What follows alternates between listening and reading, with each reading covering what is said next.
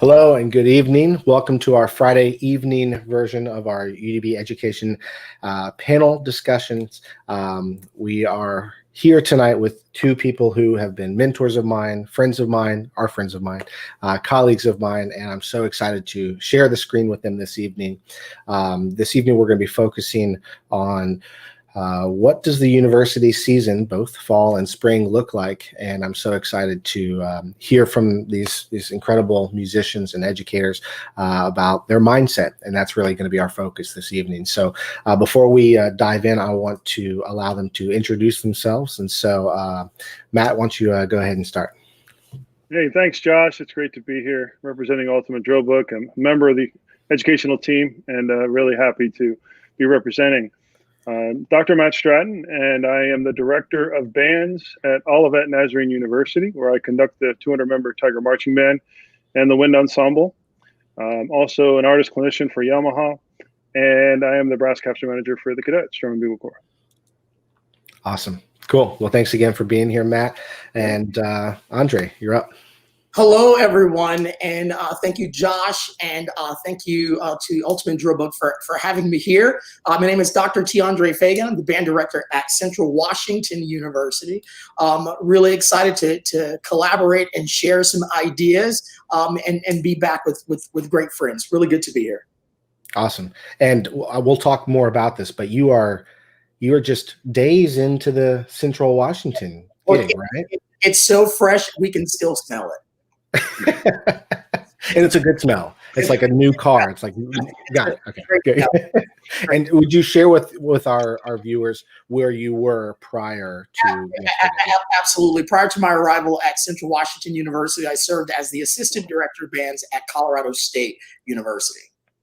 Awesome. Cool. And I'll share just a little bit about myself because we're going to be talking about university teaching. And for those of you who don't know, I am the associate director of the Longhorn Band at the University of Texas. And I'm also proudly a co-founder of Ultimate Drill Book with my great friend and brother, Luke Gall, who is on the other side of this broadcast.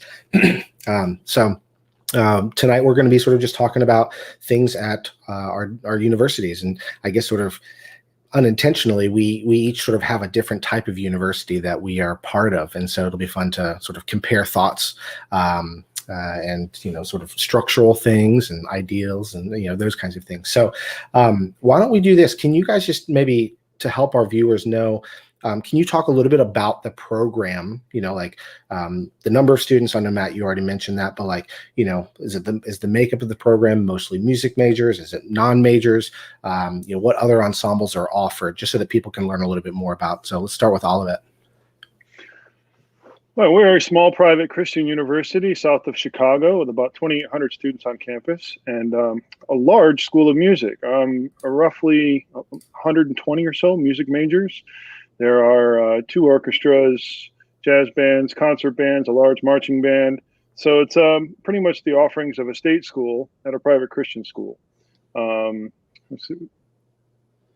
Does that cover it? Yeah, that's great. And just a little bit more, so the students who are in marching band, do they? Oh yeah, major, non-major. We could talk about that for sure. Yeah. There's over 500 students that participate in the School of Music on campus, and I would say that 80% of the marching band is non-major. We start the fall just with marching band and then move to wind ensemble, indoor band, spring concert band in the spring semester. So everybody is in the marching band that wants to be, and then we split into basically 3 bands in the spring semester. Awesome. And 80% of that is non-major. Sure. And has the band been there for a long time? Is it a new program? It's been around for a long time. The university is over 100 years old. I would say that the band started about 15 or 20 years into the history of the university. The marching band started as a parade band towards the beginning of the university, then was on hiatus for about 80 years, and then 2004, I believe, came back. Okay, cool. So, yeah. Awesome. So, Andre, maybe tell us, you officially win the most universities award right now. Tell us a little bit about Colorado State, just so we know, when you're talking about things through the planning lens and what you were doing there, and then maybe share a little bit about Central Washington as well. Well, sure. I'll start with Colorado State University, of course, a public institution, about 35,000 students there, a large and active music program, 3 large concert ensembles, a large, robust athletic band program that consists of a marching band, the basketball pep band, and then an ensemble called the Presidential Pep Band that performed at volleyball games and things of that nature. I think, like Matt just mentioned, on the athletic side of things were heavily on the non-major side. About 85% of that ensemble during my tenure there were non-majors, and that was the same general makeup of the basketball pep band as well as the volleyball pep band. Flipping the script on that to Central Washington University, still a public university, about 12,000 students. A large instrumental music program in the Pacific Northwest, 3 major concert bands, all music majors, a large, robust, marching band that's predominantly music major. So in opposition of the figures that we just presented there, and your typical basketball pep bands and your robust jazz program. So different in size, but nonetheless robust and highly active. That's awesome. That's awesome. Yeah. And just in the interest of sort of rounding this out, the very similar makeup to what you're talking about at Olivet and also at Colorado State, where the majority of our students at UT and the Longhorn Band are non-majors, of course. And we've got just a wide variety and an incredible variety of students from across the university, both in the Longhorn Band and the Longhorn Pep Band.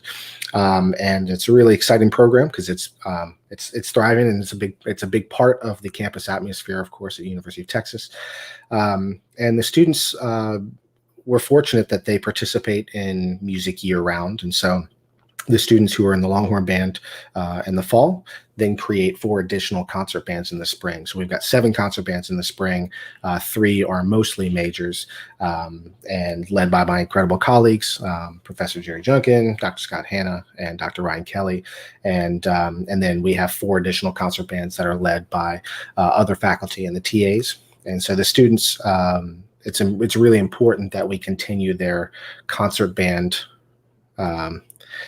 performance skills year round for them, and them being involved in the spring is a really, really important part of them being prepared for the next fall.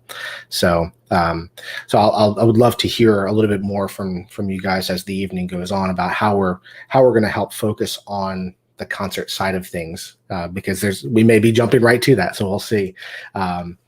So we've actually got a question already. So maybe we can just go ahead and load that up there. But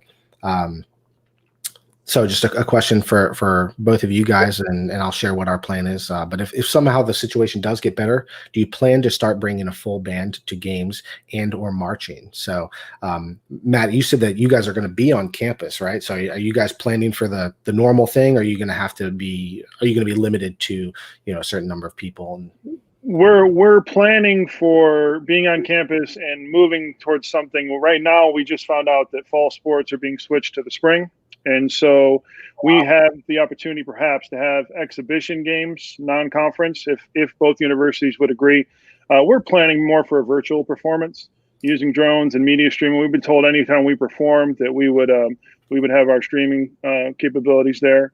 If we were to have any kind of regular thing, the stadium capacity is 20% in Illinois, so we wouldn't be able to be in the stadium until halftime. So we would have to warm up on a separate field and come into the stadium and then head out. So we're not able to actually be in the stands for any kind of live sports just because of stadium capacity rules. So you just listen to the game from afar and then just play in the parking lot like all the stands tunes? Any way that we can provide live music and art, we're going to do it as long as it's safe, socially distanced. I brought them all gator scarves. We've got our own personal water bottles. We're going to, we got it all planned out. But yeah, as cautious as possible for sure. Sure. Yeah. And Andre, what's the plan for you guys? Well, at Central Washington University, football has stopped. So we are working through plans to navigate through that new space in terms of the contribution of the athletic bands during that time. At Colorado State University, at the time of my departure, things were still up and running as it relates to what was happening in the Mountain West. I think that what's being planned and programmed is participation, I think similar to what we have seen as an announcement for the ACC, participation in the stands and navigating through that space, of course, with social distancing.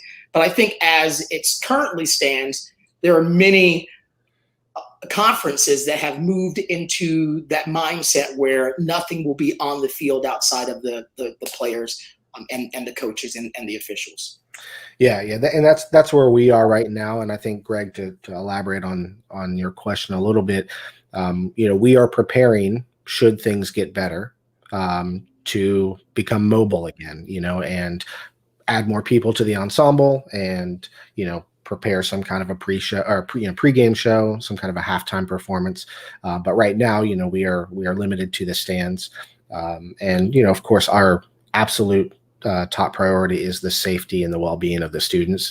And if we can't do that even in the stands, then we're gonna have to figure that out. So we will let the health of the general public sort of dictate what we can and can't do, and then we'll find out if there's an opportunity for us to do something on the field maybe later in the season. Then we'll, I imagine, if we can do that safely, we certainly will. So we want to keep those students moving, and one of the things that we've talked a little bit about with some of our other panelists this week is the realization of, let's pretend that we didn't have any students marching this year. When we go into next year, that means that 50% of the band would have never marched before. And especially in the college ranks, given that we rely so much on institutional knowledge and institutional learning, and all right, leadership, can you guys just teach the rest of the band this thing? It's not written down on paper, but can you guys teach this? So I think that's it's really, really important for us to sort of keep that in mind and figure out how we can keep those kinds of things going. And one of our good friends who's not able to be on the call with us tonight, Barry Hauser, from the University of Illinois, he is hyper focused on, we've got to keep our kids engaged. We've got to keep them moving. We've got to keep them planning as if tomorrow was game day. And, Barry could convince anybody. He could sell a ketchup popsicle to a woman in a white dress, and so he is so focused on those kinds of things. And I think that spirit is so important. And so I'm just going to sort of use that to help segue into learning a little bit about both of your programs and the kinds of things that you guys do with your leadership. Like during the summer, of course, we're used to likely not seeing the students in person. But can you guys just share a little bit about what you have done, or maybe what you're interested in doing in the future, and maybe how this summer has helped shape the way that you're maybe going to think about, look, this is a great way to connect with the students more regularly, or whatever it is. So I'll just sort of open up the floor to both of you guys and just talk a little bit about leadership, and how you guys cultivate that during the summer. Well, sure. I try to use the entire spring as an opportunity to develop the leadership team. And so whether the schedule is traditionally to move through the drum major process in December, move through the rest of the leadership team process in January, February, so that you have all of this time to deal with training. And at that time, we were in person, but I don't think we got started with the selection of the team until after the pandemic had broken up school. But that gave us a great opportunity to both engage in the process of choosing the leaders through online platforms and formats, as well as an opportunity to do leadership training and sessions throughout the spring and the summer. For me, that timeline was about every 2 weeks. So about every 14 days, there was an opportunity for us to connect, talk about various issues, talk about the plans, talk about how we could connect with this new environment that we were going to be navigating through. So I think that probably everyone is used to doing some type of formula that navigates through that space, using all of spring and all of summer. I would say that I've probably been in touch with students more this go around than any other time in my career, given the circumstance.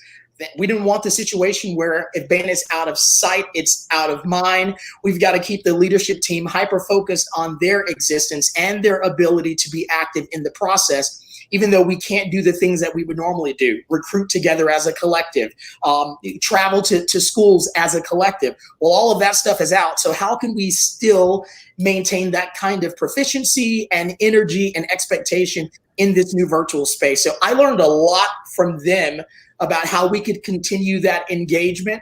But I also thought that coming from teaching in the spring, that it was pretty easy to navigate in that space and teach in that environment as it pertains to the training of student leaders in that off season. Yeah, that's great. And I'm going to put you on the spot in a second, Andre. I'm going to give you a second to let the wheels turn, but you're already on fire. I'm going to go to Matt. I'd love to hear your thoughts, but I'm going to put both of you guys on the spot, and I would love for you to share with our viewers, like, what is training? What is it that you are training? Are you training them to be trained? I mean, I don't know. Like, let's talk about sort of the qualitative and I guess the quantitative things maybe as well. But Matt, I would love to hear a little bit about what you guys have been doing, and then maybe let's just talk for 5 minutes about what kinds of things we're working on training the students on, especially given the the unique circumstances that we have now. Yeah, sure. Well, we have similar calendars, Dr. Fagan. So it's interesting that you said that. I was actually able to complete, a week of leadership interviews before the pandemic shut everything down. So that was great. I was able to be in person with them, and we got the results out before everybody left for spring break, and then everything changed. So I was confident that we got the right leadership team. Then it was, what are we going to do? Because we had no idea how things were moving. Of course, everything changed. We have been in contact. I would echo what Dr. Fagan said. Andre, we've been in contact more as a leadership team and director to students than any other season, and it's really been great. I understand and believe, and these students are stakeholders in this whole thing as much as we are. It's my job to make this experience meaningful for them, but it's only meaningful if they're invested in it. So it was very important. We also took the opportunity to bring in some other people to help with leadership via Zoom, those resources and whatnot. So just to review the program, see, we're actually implementing a new structure somewhat with leadership right now. I've been there. This is year 7 now. So I think more trust has been developed in the students. I would honestly just say that I have gained the ability to let them get more invested in the program. Not that I didn't want them to, but I just think subconsciously I was in a zone with things. So I got to a point where I trusted them more, and that really just blew the doors open, because then they were invested, they were on fire. And so that led to lots of back and forth. We had a Zoom call probably every 2 weeks. We have a Slack channel that is regular communication, maybe, every other day, much more so than it would have been, as we all figure out how to navigate, uncertain times. Yeah. So if we can pretend that COVID is not a thing for a moment, can you guys, yeah, right. Like what is leadership training to you guys? Like, what is it that you're trying to cultivate? And there are a couple of bullet points that you guys have mentioned that have resonated with me, but like, when you are day 1 in a program or year 7 in a program, I mean, what kinds of things do you find yourself having to facilitate, And I mean, we are there as the temporary leaders of that ensemble, and truth be told, we are also there learning from the students, and as much as we like to educate, we also love to be educated about new things. And so for you guys, what has been your idea of what leadership is, and how can you train leadership? So I just very open-ended, but I'll just hand it over to you guys. Great question. I feel like my philosophy has certainly shifted over the years, from a time and space where it was important for us to be able to teach students exactly how to march and exactly how to hold their instrument and exactly how to play, something that I think that they learn through being in a certain space in a certain time. For me, leadership training is all about the evolution and development of self and how that relates to a team environment. I have been doing a couple of leadership seminars that deal with that very thing, this idea about progression. And I like to really summate it to the direction of moving from self-centeredness to significance, moving from significance to purpose, and then the power of teamwork, and how the lineage through that really leads, I think, a team in learning how to be better leaders. So for me, that leadership, you're going to learn the foot technique. You're going to learn how we play. That's the stuff that I really don't worry about. And the people that we employ as part of the leadership team, I think, are very good at that anyway. And that's a piece of the puzzle that they bring to the mix. I think what's always needed for all of us 24/7 is the development of us. How can we be more conscious of our biases towards teaching? How can we be better friends? How can we be better mentors? How can we be better leaders in our organization? How can we be living up to the mission of the organization, of the university? What larger collective do we fit in, and how can we train ourselves to understand that? Really diving into one of my favorite quotes on the planet, that understanding is the first step in execution. We can't do anything until we know what it is that we're doing. So just being on the same page in that air of understanding, for me, that is the development of a leadership team, and how those individual pieces work together for the collective whole. No one disappears or dissipates to become a part of something that you can't see. It's all of these individuals and the strength that they create. But in order to do that, you have to turn the mirror back around to self and explore that. So for me, that's what we've been doing. That's where my focus is when it's developing leadership of any kind. Yeah, that's all great stuff. And Matt, before I come to you, just while you're sort of on this track, Andre, are there particular, whether it's books or guest speakers or movies or videos or readings that you have sort of, you like keep coming back to, and you're like, okay, I'm going to pull this thing out of my back pocket every summer and we're going to like spend time with it, or whatever it was, are there anything like that you can maybe share with our viewers for them to be like, okay, I got to check this thing out?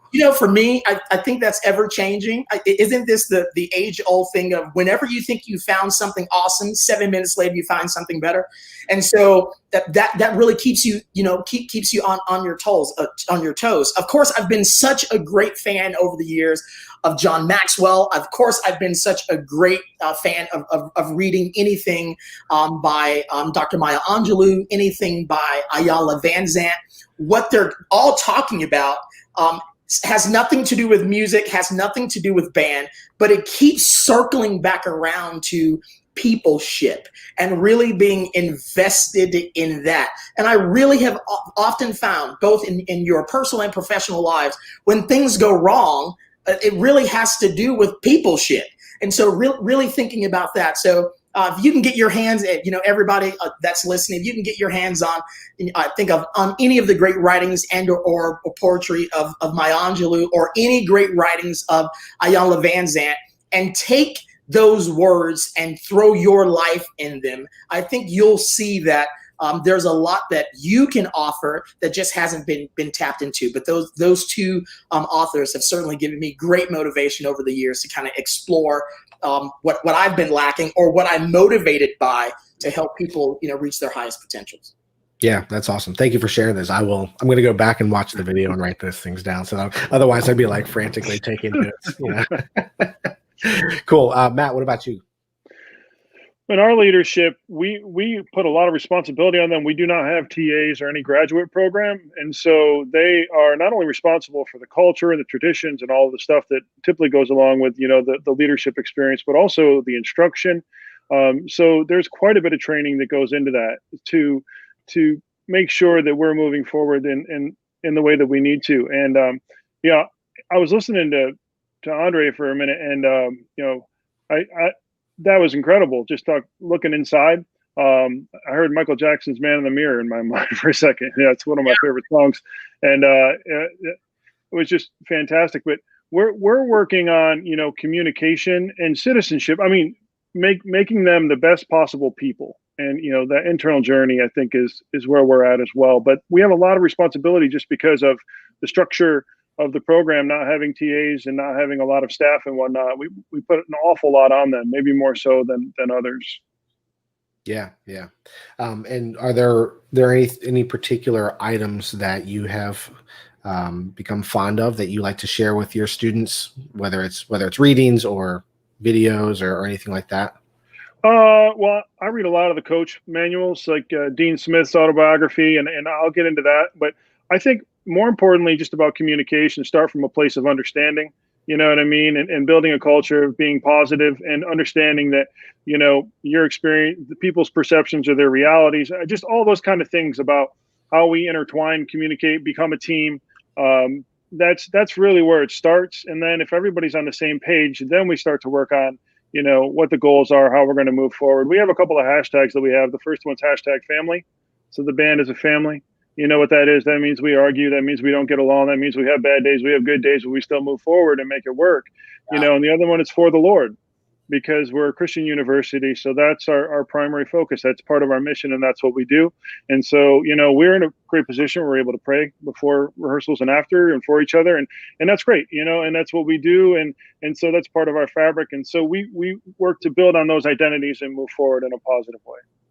Yeah, that's great. And I think one of the many things that our viewers could take away from what you guys were just sharing, and Matt, to sort of put a fine point on one of the things, like having something that's maybe part of your mantra, which is just family or hashtag family or whatever it is. Like I think those kinds of things are easy and super prevalent to say. They're like, you can put it on anything, but to your point, knowing what that means, that's where the power is. Right. And for our students to know, okay, we're not just going to sing the alma mater. We're not just going to play the fight song. Like, understanding that there are hundreds of thousands of people who would kill to be in your shoes right now, and how many alumni would give their all to come back, or how many people wish that they could be in an ensemble of this caliber, led by people who love them, those kinds of things. So though I think making sure that the students know the why. And, because the what is always apparent. Like, well, okay, and it's something as simple as like, no, we can't, like trombones. No, you guys can't sit in this row today. Like, we're at a new stadium. There's not room for you, and like for them to understand the why. Okay, well, I have to trust this person and they have to trust me and all of these kinds of things. And that fabric can be such an important thread in the success of the program, both at the leadership level and also just the standard marcher, if you will. And of course, it means so much more coming from the students than us, saying something or writing something for them. That experience and that exchange with them, learning that and going through that process and the culture, that is infinitely more powerful and meaningful, I believe, than us saying things. And we can say all the right things, but it's gonna sink home when it's coming from their fellow students. And that's part of what they own too. You know what I mean? And in this process, virtually or in person. Yeah, yeah. And if one of the things that when I'm talking to band directors who are going to be using UDB for the first time, most often they're like, hey, can you do like a training session with me, the director, but can you do like a training session with the leadership? And it's like, absolutely. Because truth be told, the students in the band are going to hear the voice of the leadership far more than they hear our voice. And so if that piece is broken, in the line of communication, or it's just undeveloped, then, you're sort of, you're like, it's like almost like you're just fighting an uphill battle, the whole time. So, yeah, and I'll share two quick things that I personally love, and I love sharing these to students and to colleagues. But of course, many of us are familiar with the text, The Inner Game of Tennis, which to me is all about like just like your mind is such a complicated place. Like let's learn how to like sort of live both in and out of it. There's also another book that I love coming back to, Twyla Tharp's The Creative Habit, which just sort of teaches you how to like make the most out of it, everything, and building a predictable schedule for creativity and how that is keeping you sharp. So anyways, I appreciate that, guys. And I'm going to use that to sort of pivot to a question that sort of goes back to some of the practical stuff a little bit. And so we'll put that up on the screen. And I think that some of this comes back to, how do we prepare the students? So Jeff's question is, in my program, marching has been canceled. We have been told we can rehearse in small groups in 10 or less, but it's been very difficult to convince anyone how important ensemble rehearsals are, even with every social distancing procedure, bell covers, mats, etc. How is your program addressing the ensemble rehearsals, if at all? So maybe we could talk a little bit about the practical and also the leadership mindset piece of this, just because we're going to have to, make the most of it, and something that Matt, you said before the call, that I'd love for you to elaborate on, that I think is important here, that maybe Jeff could help his students with, is, you said some is more than none. And even though we would love to be out there with all 400 kids, like I'll take being there with 10 kids. I would take being somewhere in person with anybody right now. So you guys want to respond to Jeff's question? Jeff, I think it's a great question. Well, yeah, I'll jump in. Chamber music is some of my favorite music. The communication, the skills that are learned there, it's different than the ensemble, but it's still valuable, and it helps with ensemble playing, understanding how you fit into a team. And, in a situation where I'm having trouble with motivation, I might get the people that are really motivated to do this socially distanced and make a video and then share it with the rest of the band and let them see how much fun it is. That, just having students demonstrate and represent what's happening might go a long way to helping, turn the tide with that. It's going to be different. Everything is going to be different. We have to make the most with what we've got, and it sounds like you're being proactive, and that's awesome, Jeff. I would just encourage you to, use your musician mindset, your gig mindset, to be creative and get any art out there that you possibly can. Yeah, I think that's great. I echo what my good friend Dr. Stratton just said about how to be innovative and creative in this space. And so, Jeff, I know that this is challenging, and I know that you two understand that, first of all, safety first, right? Safety first. We want to keep the students safe. But even within the restrictions of that, I think there's an air for creativity. Take, for example, you can only rehearse 10 people at a time. Well, how about not having 10 trumpets or 10 flutes or 10 clarinets? How about taking your roster and creating mini ensembles out of those 10? So each time the ensemble gets together, it doesn't look and or feel like the monotonous sectional, but you're actually in a mini band rehearsal. And I think that that's a great way for you to still work on all of these great things that we talk about from tone production and balance and blend in that setting. I think that would be a creative way for you to navigate through that space. So take those 10 students and create mini ensembles and work all of the skills that you deem important in that space. What's also going to be great about that, especially I think in any program where there are new students coming in, different connectivity right away. It's not all of the trumpets getting together and then you come together later and no one really has any time to have had any cross sections. So this is a great opportunity for that to happen. So I explore you to continue to be creative in the presentation of what it is that you do. I think the students are generally excited because they've been cooped up at home and they love band, and so they want to play. But here's an environment that you can create so that when they're in a smaller representation of your whole. Yeah, and I think when you're talking about the presentation, I think that's really an important part of this, because I think that when we come back together, there's going to be, of course, this incredible spirit about the moment. And we're going to be so excited. And I don't think that it's going to get old, but I do think that with 10 people, it's hard to feel the same kind of energy, of course. Mm-hmm. So how do you create that? How do you find that? How do you manage that?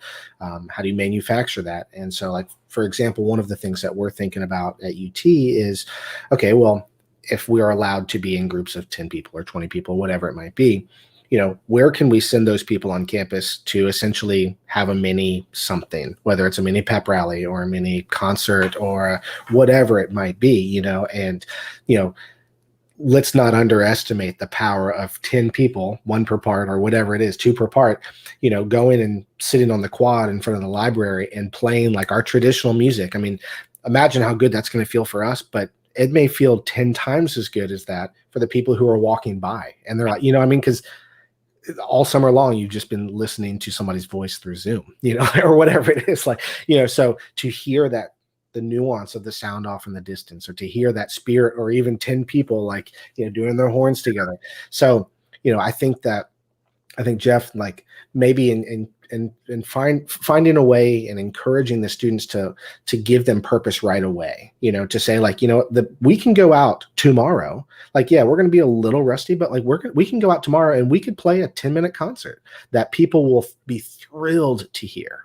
So let's not underestimate that power that we have, because we really are in the in the marching band or the pep band, we are, the driving force. One of the things that I say, especially to the pep band at UT, is that we're the only thing in the environment, in our environment, that can do what we do.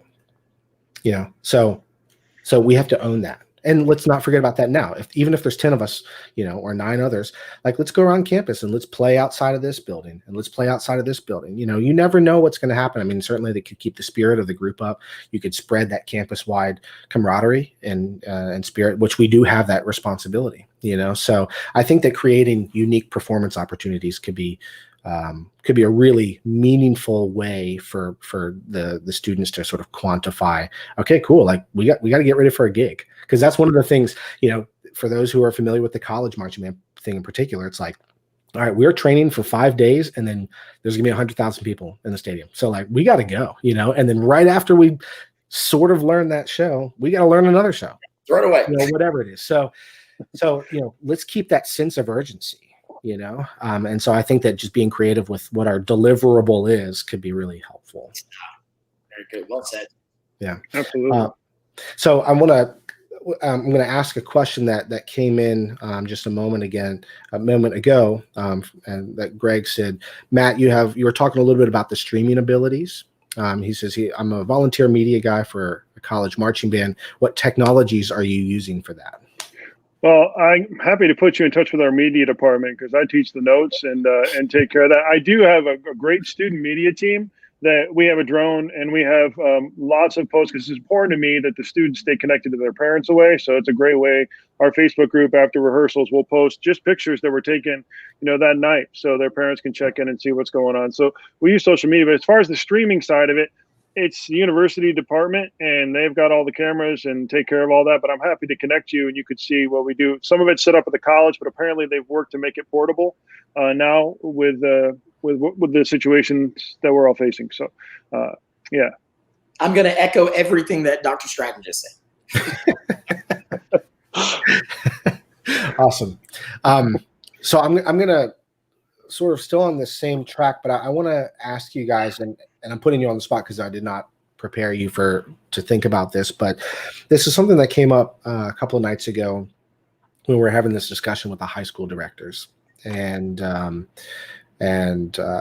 think Hunter was talking about it, Reed. I mean, everybody who on the call was just rock stars. And they were saying, this year is maybe presenting an opportunity for us to try some things that we wouldn't normally try and maybe take some risks that we wouldn't normally take. Now, of course, risks could mean lots of different things. And certainly in a competitive high school realm, that is going to mean something different than in the college realm. But like, are there things that, if I say that, so long as you don't think I'm crazy, but like, if I say that, are you guys thinking like, what, like actually, I've always thought about doing this thing, and like now is actually probably the time. So, and this could be athletic band or, or concert ensemble or chamber group. So is there anything that comes to mind when you guys think about, what, this situation has provided me with an opportunity to think differently, and I'm thinking about. I would like to jump in the idea that when we first began the quarantining and when the pandemic really took over, I was really starting to think then about how we would navigate through this space. And I want to say this, it was the importance, the renewed importance of what it is that we do. And I'm thinking on the athletic side, when you're thinking about these universities and these organizations that have such a high population of non-music majors, you're looking at 85%. That ensemble literally is a small snapshot of the university, and the importance that is as you navigate through your college space is really, really important. So for me, one of the things that I was thinking about was what happens if the marching band is not able to function? how important is it that we are engaged in some way because we belong to the university, not to your necessary music department, but the university. Every kid is coming from the university collective. So that's an important feature. So we have to find some creative way to exist in a virtual space, but not only in a virtual space for our own sake, in a virtual space for the university population. To stay connected to the alumni office, to still stay connected to athletics, to still stay connected to student organizations, that the band still exists. Because again, I was really thinking about how do we jump over this hurdle, and then what's on the other side. But thinking creatively about how you could create a space for yourself in a virtual space temporarily that's going to be viable, not just for your students' sake and their ability to be able to perform, but for a present stake throughout the university community and throughout your community at large. We know that the universities in which we serve have a far-reaching arm, and because of that, it reeks of responsibility, right, to really try to maintain that far reach by any means necessary, especially as it relates to how that could look in a virtual space. Yeah. Now I want to drill down on one thing that you were mentioning there, or sort of that was sort of, I guess, resonating to me a little bit. Given that you have been, you've been fortunate to have been at lots of great institutions, and you were an assistant at this, great place, and you're going to be now the director of bands at the next place, and you're going to be wearing a different hat. You are going to be sort of towing a bit more of an administrative line in your new position. So what kinds of things, do you think of maybe as an administrator now that oversees the program at large, or, what types of things do administrators above you, what kinds of things do they need to hear right now, aside from, look, we need the arts? We can all say that until we're blue in the face, but I think it's going to be really important for us to figure out how to keep that conversation alive, and how to keep our budgets going, and how to all of these things. So I'd be interested in just hearing your thoughts about that. I'm just going to go back to the far-reaching, scenario. And luckily, the universities that I've been fortunate enough to be a part of have understood that.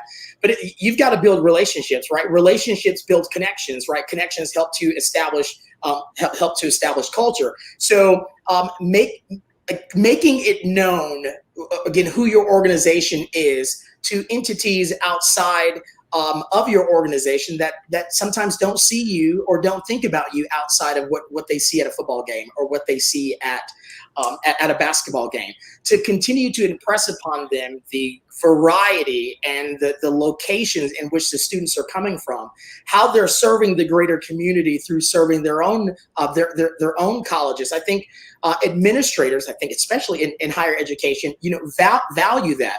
We're not only servicing what we are doing as a department of music or as a school of music, but what we do and how we do what we do impacts the engineering department, impacts the school of business, impacts the chemistry department, impacts the education department. It literally has to be the driving stamp home. I've said it 1,000 times. I will continue to say that. I think in the institutions in which we are a part of, those marching bands literally become a front door to the university in all senses of the word, right? Beyond music, a front door, right? To be able to walk into any class at the undergraduate level and find a student from your organization, that's powerful. And the math department sometimes can't say that. The English department can't say that. The chemistry department can't say that. We can say that, and there's power in that. Yeah. Well, and a global representation of the university too, right? With the UT band, you got sports all over we've taken trips overseas and whatnot and represented our university in various events. And, so we take that responsibility extremely seriously in terms of being ambassadors, for the fabric of the university and what we're about and who we strive to be. Yeah. And I think, Andre, one of the things you're mentioning a little bit is like this, one of the questions that comes to us or comes across our plate virtually via email, of course in person all the time, is there's there's likely not a single major event that happens on campus that they don't ask the band to be a part of, which of course, means the world to us, right? And we get more requests than we can field, but not that you have to position it this way, but to say, like, okay, well, just imagine, us, we could only say no to you. You know what I mean? Like, we have to keep our students moving. We have to continue recruiting. We have to continue educating them so that, we can be the best, in your words, front door to the university as possible, because, you're not going to think of, in our case, you're not going to think of the Longhorns without thinking about the Longhorn band and our crazy uniforms that we wear, and that's a thread of our university. That's what,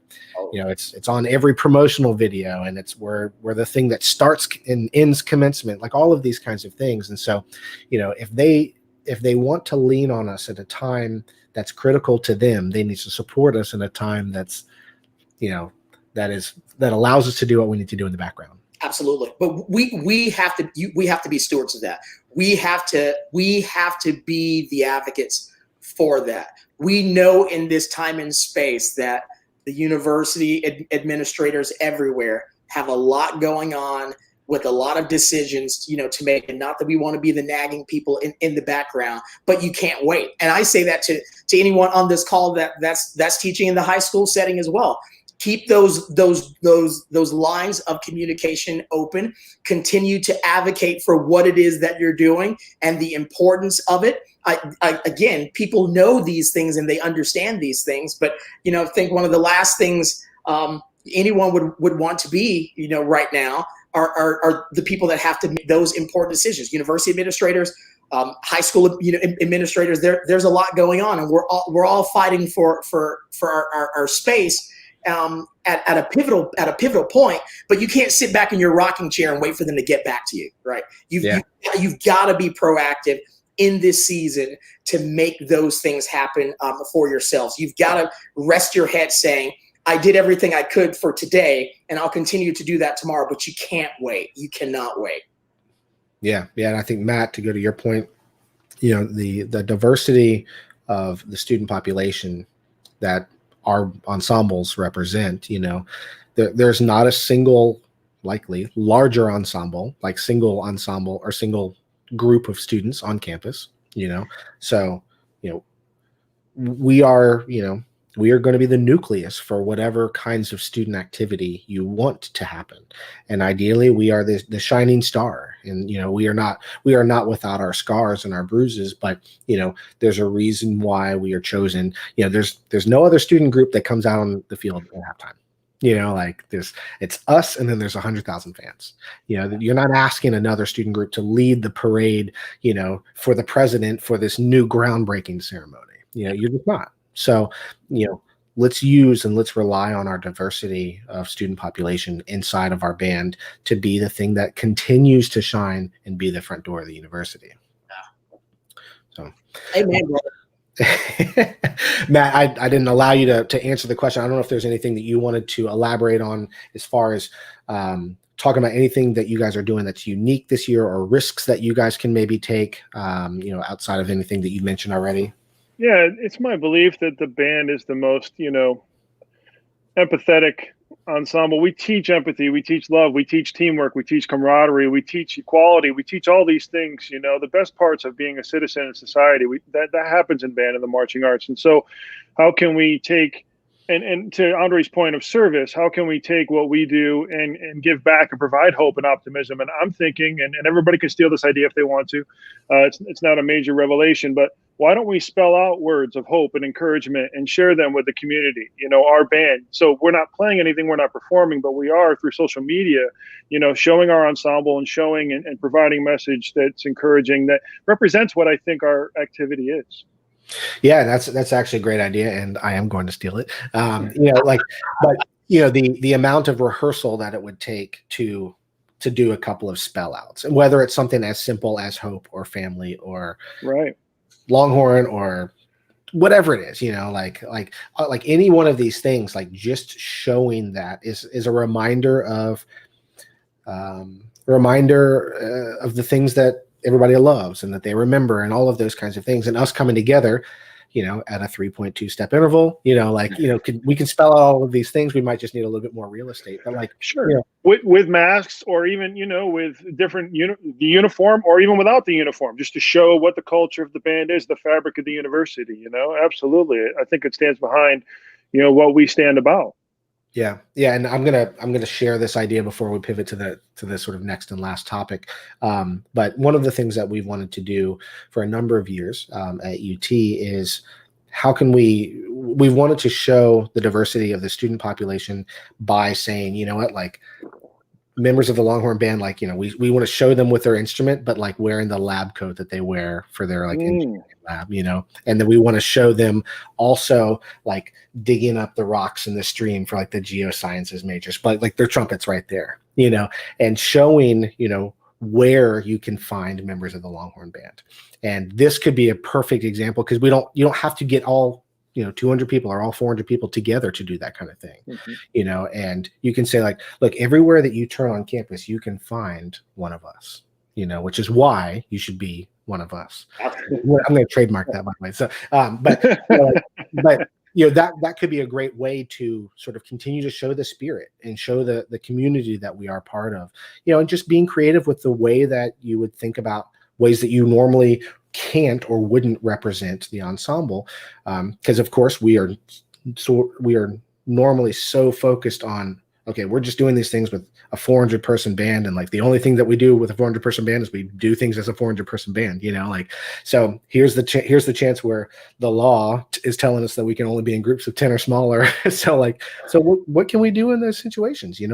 What's different ways that we can represent ourselves and connect with the community? So I think all of these are great ideas. And I think that, for people who are worried about what they can do with the semester ahead, I personally would encourage them to just take a step back. And given that we are all creative people inherently, just like we sort of said at the very beginning of the call, when that Hunter was sitting on the call the other night, let's just pretend like this was our plan. And then let's just get creative with it. And then hopefully we'll be back to normal, or whatever that is, So I think what's also good about what you just said, and that I encourage people to do at all levels, is communicate with your students. They are so creative, and they are so innovative. That's their whole livelihoods. So to really connect with them about the things that they're needing, that's a big focal point of what are you needing in this, and what are you needing in this time, and getting those ideas, I think, will allow directors to be able to take a step back and say, we've heard from the population is needing this. We think that the community is needing this. And so how can the goals and the vision, both from the administrators, the band directors, and the membership, combine to really be getting everything else, that you need. I keep thinking about this great quote by an author, Zig Ziglar, who continues to say, and it resonates with me so greatly, that you can get everything in life you want if you will just help enough other people get what they want. And so really thinking about how that piece can spark creativity, I think is profound. Yeah, that's awesome. That's awesome. I'm going to get that tattoo tomorrow.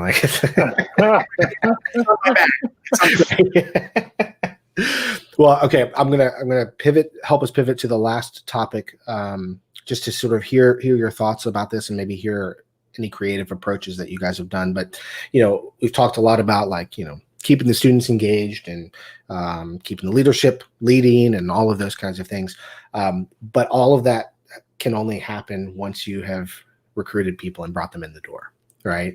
And recruiting has likely looked different for all of us, than maybe what we have done in the past. And I know, Andre, you mentioned, we're not able to do some of our school visits that we would normally do in the spring, or whatever it might be. And I will just say, and I'll sort of kick this off and then hand it to you guys. But normally we're very active during the summer orientation sessions for new students who come onto campus.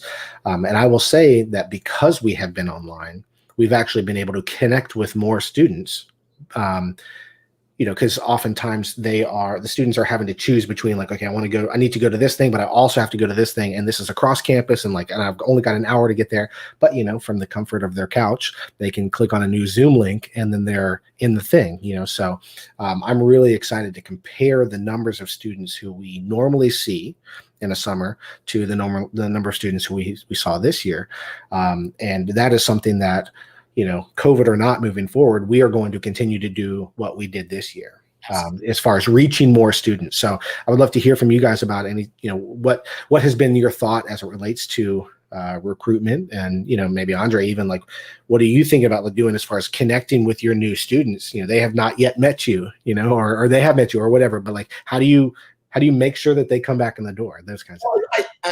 I think we have to stay connected. I have challenged all of my friends to think about the 10 things that COVID-19 has done for their lives that are positive. I have a list of about 40.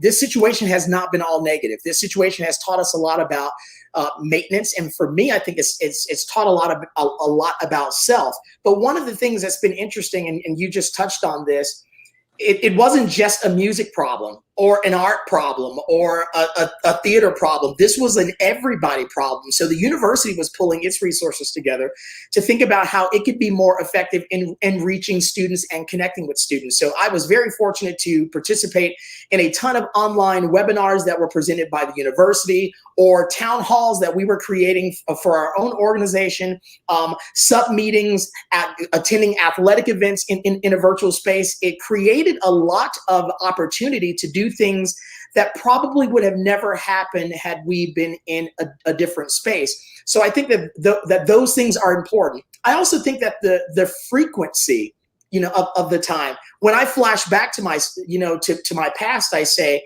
I wish I had been disconnected before. So COVID just reminded me that we can be more effective by being more connected. And I was nervous about that because, of course, when students came back from spring break and lived in an online environment that they didn't sign up for, they were not about that life. We're really nervous about how does this affect students. But I've had many conversations, both in large group settings and in private settings, about what students needed, and we needed this space to connect in that fashion. I think one of the things that I think may have scared everyone, especially from a recruiting standpoint, is how does COVID-19 impact the enrollment of the university at large and the enrollment of your organization, right? If you're expecting a 15% decrease in your enrollment in the institution, a little bit of that, because we represent the institution, is going to drift into your organization. So how can you help mitigate that, or keep students thinking about what happens on the other end? Students, like faculty and the community as it relates to school, have very hard decisions to make. Do I wait? Do I still do this? Is this still worth my time right now? But I think having the opportunity to be in a space virtually, and I think Dr. Stratton had mentioned this, I've found that some of those connections, whether that's been leadership sessions or seminars or just talks to individuals, have been much deeper as a result of this situation. So our effective ways of learning how to communicate, I think, are on top of their game right now. And so I'll certainly want to take that into this new environment where, yes, there are hundreds of students that I could typically have in my office to connect with, that it will take a while to do that. But as long as we have, mediums of this sort, and other creative ways to reach out, this is what we have to do for us all to stay connected. But I'm sure Dr. Stratton, can agree with this as well. I found those just connections to be meaningful.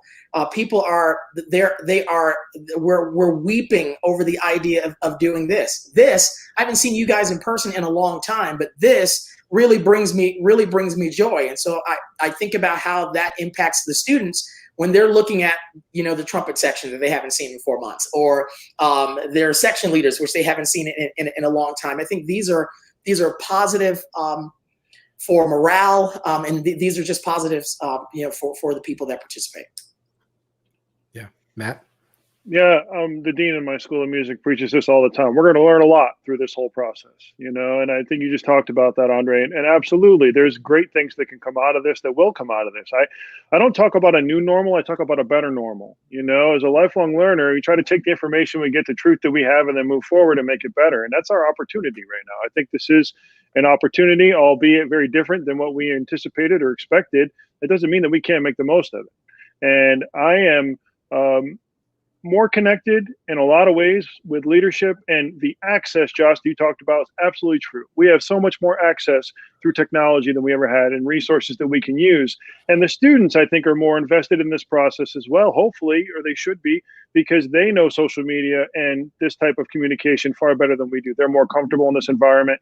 And, I've learned that through the different places that I've been in this time with cadets and other things like that.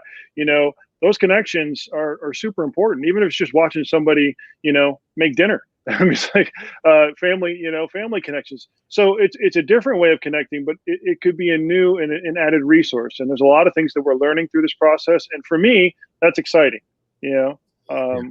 Sharing ideas with great people, having access to things that we wouldn't have access before. We have to find those silver linings and hold on to them, I think.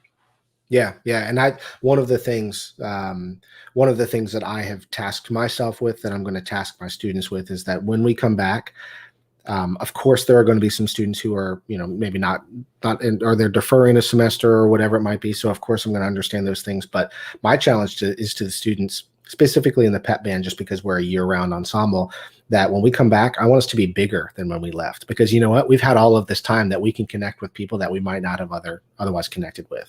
So why don't we let that be our challenge? And so, like Matt, to your point, how about a better normal? Yeah. I can say this, that our university numbers, I think, have gone down just a little bit, but the marching band has held steady. We have the same freshman class we ever had, and the most retention. And I think it's a part and parcel just because of how invested the students were and connected, and like you've all said, hungry to do anything.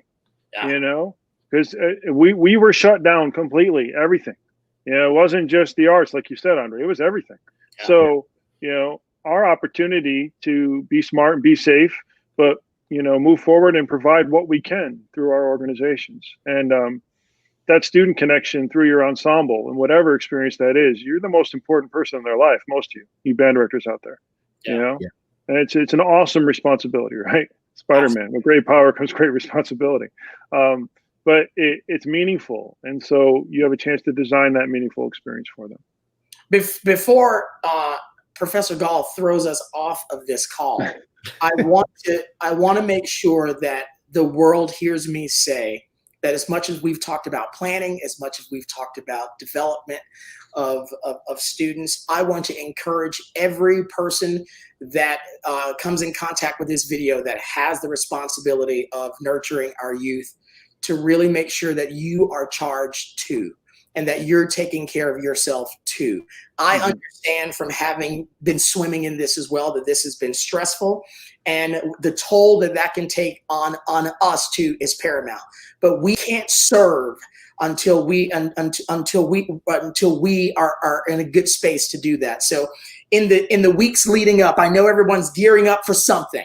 I challenge you to be able to make sure that you are spending some time for yourself, spending some time to yourself, giving yourself what you need so that you can give to others. That is so very important.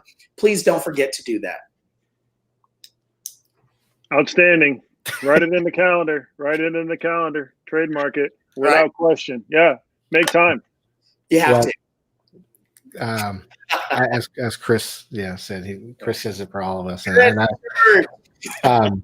I could, of course, I could chat with you guys all day and all night, and teaching alongside you guys has been some of my absolute finest moments as a human being. And I will continue to learn from you guys. And for those of you who are not as familiar with Matt and Andre, I would encourage you to reach out to them. They're master educators, and somehow even better people. And they're top notch. people and pedagogues and all of the things that you and the profession need. And so, gentlemen, I can't thank you enough.